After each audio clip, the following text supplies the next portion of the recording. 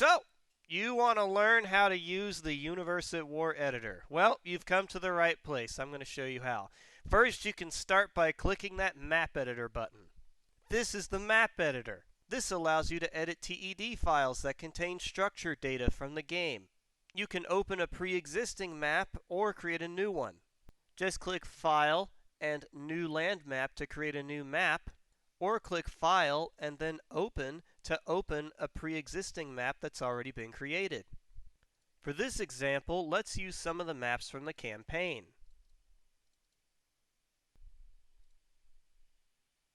So let's get started with the basics. Hold down the right mouse button to move around the map. Use your scroll wheel to zoom in and out. Hold Control and the right mouse button to rotate your view. As you can tell, there are different tabs above that allow you to control different aspects of the map. The Height tab allows you to control the shape and passability of your terrain. You can choose from different brushes, adjust the size of your brush, and the intensity and smooth weight of that brush's impact on the world. If you ever did something stupid like this, you can press Ctrl-Z to undo your mistakes. Left-clicking will make the terrain go up, and holding Shift while left-clicking will make the terrain go down. Holding the middle mouse button will smoothen the terrain. If you switch to the leveling code brush, you can level the terrain with a specific height. Right now, the terrain level is set to 0, so if I hold left-click, it will alter the terrain to this height. This part of the UI is the height map. It shows you the minimum height of the terrain, the maximum height of the terrain, and a map of the terrain itself. You can import any black and white PNG that you want. Just make sure that the minimum and maximum heights are both not the same number. It is also best to make sure that the pixel size of your PNG matches the same vertice size of the map itself. Additionally, you have the Passability brush. The Passability brush displays where units can and can't travel. Red is only steep terrain that walkers can get past. Shallow water is something only walkers can get through. Deep water is something walkers cannot get through. Impassable means nothing can walk on this. Rough terrain means only infantry units and walkers can pass through here. And unbuildable terrain is where you cannot build structures. There are also other brushes with different shapes and sizes. Moving on, we have the Textures tab. These are all of the textures used to paint the terrain. Below are all the settings for that texture and your brush settings. Simply hold left-click to paint the environment. By changing the properties of whatever texture you have selected, you will also change the texture's appearance on the map. You can adjust the texture itself, bump map of the texture, its color, distortion, scale, angle, and offset. You can make the texture invisible by clicking the Hole checkbox, or you can give the texture hard edges. If you don't like what you've undone by pressing Ctrl-Z, you can always press Ctrl-Y to redo what you just did.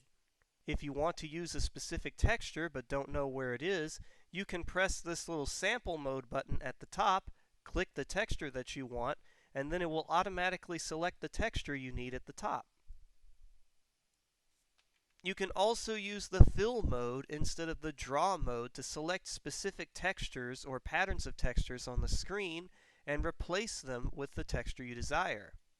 If you're wanting to create a new texture, you can select any of the tiles above, change that texture to whatever you want, and just paint it into your environment. Next, we have the Cityscape tab. The Cityscape tab allows you to add roads to your environment. However, roads are very glitchy and can cause crashes, so make sure to save your map every time before messing with roads. To create a road, simply hold down Control and left-click on your mouse, and then drag that mouse across your screen. You can easily expand a road or add an intersection by connecting points of roads together. You can adjust many things about the road, such as its texture, curvature, sidewalks, lanes, and even size. For some roads, if you click on this blue dot, you can even expand them to have driveways. To adjust the texture of an intersection, simply click on that intersection and scroll to the bottom, where you can adjust its bump map and its texture. You can also create train tracks and dirt roads by changing the road's texture. You can delete a road by clicking on the road you want removed and clicking the Remove button. Next, we have the Water tab. The Water tab allows you to change the characteristics and appearance of the water. In the Natural tab, you can control the characteristics of the environment. This includes the weather, characteristics of the sun, the fog, and even the sky dome. Now, one of the more important features when creating maps comes from the Objects tab. These objects are divided into different subcategories. So if I wanted to place down some structures, I would need to navigate to Structures Generic. You can use the arrow keys to quickly scroll through and view objects that you may want to look at and use. To place an object on the map, simply hold Shift on your keyboard and position it in the location where you want it. Then, while continuing to hold Shift, you can hold the left mouse button and move your cursor to rotate the object into a position that you want. You can fine-tune the X, Y, and Z positions of this object in the drop-down list below. For example, if you want a perfect 90-degree angle, you can adjust this in the Z-axis. You can use all of these settings to adjust the exact position of the object, give it a unique angle or rotation, and control its distance from the ground.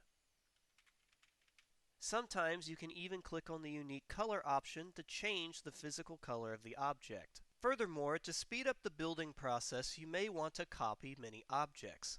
You can do this by holding down left click on your mouse and highlighting a selection of objects. Then press Ctrl-C on your keyboard. Then you can hover over an area where you want to copy this item and press Ctrl-V. This will duplicate your objects in the exact same orientation where you can place them down on your map somewhere else. If you're having difficulties finding an object that you want to use, you can click on a pre-existing object in your map, which will automatically select it as an object that you would like to add to your scene. You can also view the drop-down of the object list, which will show all of the objects that you've recently clicked on. In order for you to save your map, you must make sure that you have as many spawn markers as you do players in your map's properties. So for example, if you want 4 players in your map, you need to make sure to place down 4 spawn markers. This would include marker player 1 to marker player 3. The spawn points can be found near the top in Markers. And finally, we have the Decals tab. Decals allow you to place things like explosion marks into your world.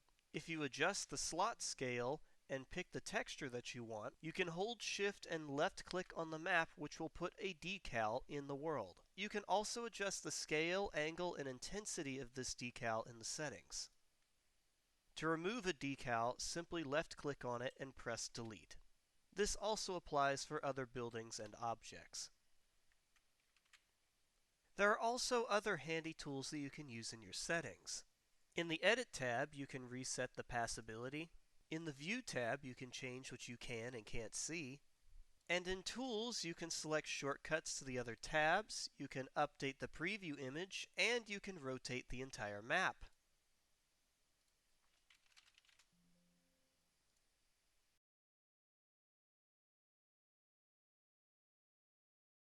Now let's say you created or edited your very first multiplayer map and now you want to play it with your friends. How would you create the map so that it works with multiplayer? The FAQ section in our Discord explains this quite well. You need to navigate into your map properties and change the text region to one of the text region names that already exists in the game. That means for the multiplayer, you can choose any of the names that are listed here. For example, if you wanted to change the map's name to Cape Town, you would need to change the map name to Text Region City 21. You would do this by navigating to Properties, clicking Map Name, and typing in the text region name. However, if you click OK and go back into the Properties menu, you may notice that the name has some weird characters behind it. This is a glitch within the program that we'll need to fix. So once you have done that, you can save your map. After you have saved your map, it should export as a TED file and a TGA file. The TED file contains the information about the map itself, and the TGA file is the image of the map. To make the map work properly, we are going to have to fix both of these files. To do this, you will need two pieces of software. You will want HXD and Krita. First, let's open the TGA file with Krita. Although the map looks fine, in order for it to show up in the user interface, you are going to want to do two things. You're going to want to click Image and then click Mirror Image horizontally, then click Image again, rotate, and then rotate 180 degrees. Then go to File and press Save. You can delete the additional file created with the squiggly at the end of it. Next, open up HDX and then drag and drop your TED file inside of it. At the beginning, you should see the text related to the name of your map. To fix any issues with the name, simply navigate to the point behind the name itself and then replace everything up to this point with zeros. Now click Save. You can also delete the backup file created. After that, make sure to place your map into a folder so it can be seen as a map pack. You will then drag and drop this map pack into the launcher. The map will then be added to your custom maps, and you can check it so that it appears in your game. Now you can launch the game to make sure that your map does appear.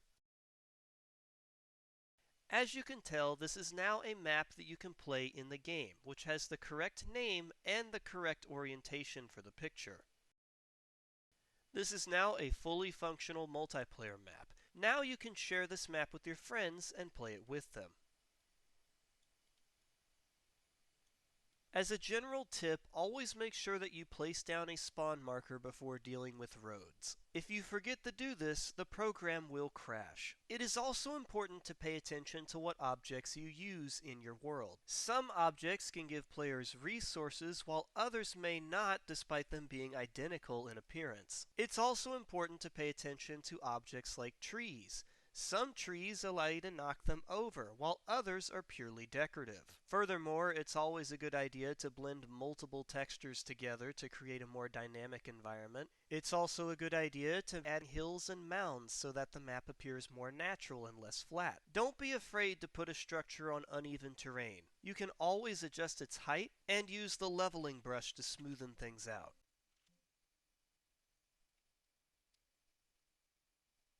That should conclude the tutorial for now. Feel free to leave a comment down below if you want to see a part 2 discussing how to make better looking maps. Goodbye!